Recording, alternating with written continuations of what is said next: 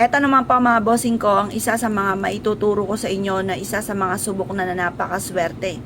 Pang-cleansing po ito ng kapaligiran mga bossing. Ito yung ating dahon ng laurel, pantaboy ng mga kamalasan, for only wishes, tapos ito yung ating bawang, mabisang humihigop ng mga negatibong enerhiya na nagdudulot ng kamalasan, away-away palagi sa loob ng inyong tahanan, napakailap ng swerte, suswertihin ka na, tapos biglang mauudlot, or kaya po mga bossing lubog sa pagkakautang, kumayod kalabaw na pero parang sa ulat wala ang pagkayod. The best na meron kang ganito mga bossing. Eto pa mga bossing ko ay makakatulong upang sa ganon ay magtuloy-tuloy ang pasok ng swerte at siksikliglig at umaabot maraming blessing ang dumating sa inyo po mga bossing. Eto pa mga bossing ko, ang ating pong bawang ay isa sa mga masasabi ko na subok na napaka-epektibo dahil ito ang kauna-unahan kong ginawa na tinambalan ko ng shell. At yun